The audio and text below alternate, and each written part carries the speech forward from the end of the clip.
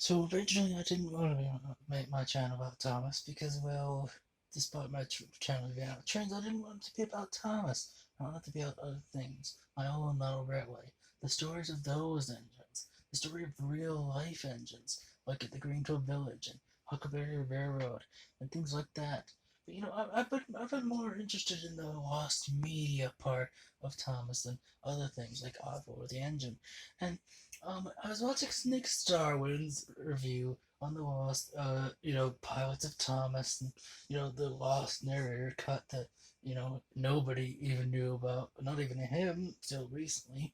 Of course, all that audio was lost, and then I was watching his Ira the Engine one, where he was talking about those lost episodes and how those are going to be coming into fruition in a few years. But one simple word in that review just got me: radio. That got me. And yes, he did say, oh, it's very unlikely that everybody has the episodes that are actually voiced, but they might have the audio. Audio. Audio. Now, that made me realize I have something in my collection that I have completely forgotten about until now. This here, I know, it doesn't look very important, but what this actually is basically an entire radio series just put onto one record. The Lone Ranger, the radio series, the radio version, right here. Adventure number 2.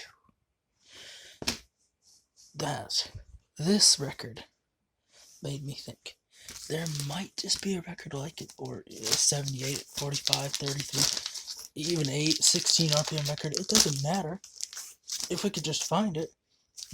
This is like the most accessible form of media that we could possibly find it on, because record players are making a comeback right now, a major comeback. Heck, with audio editing programs available to the public, I mean, I can listen to these things.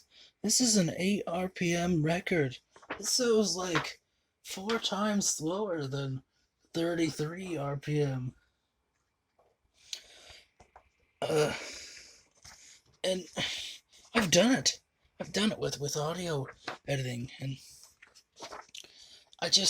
I really think that if we could find even just one record, I mean, sure, we could do, the tapes, cassette tapes, but those are going to be a lot more common. But nobody was thinking about putting on those. They were thinking about reel to reel. Those are a lot harder to digitize. And records are like really easy. I mean, sure, you've got to store them, and but that's also pretty easy. I mean, as long as you don't lay them on their side, as long as you keep them like that, relatively, they're going to be fine as long as they're in a nice, dry, and cool place. Which they are. Heck, this one had some degradation when I found it, but now it just sounds like it's brand new. I don't know what else I had to say. I just don't. It's so simple. It was right in front of me. We should be looking for the more easier as well as the more harder forms of media to find this stuff on. Sure, it's gonna be harder to find on cassette tapes because those are like the easiest form of media in the 70s and 80s.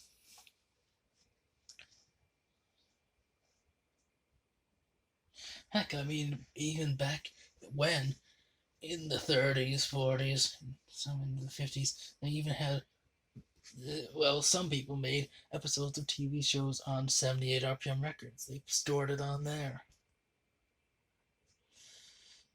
Uh, I mean, heck, vinyl video resurrected that a few years ago, but of course that's not around anymore.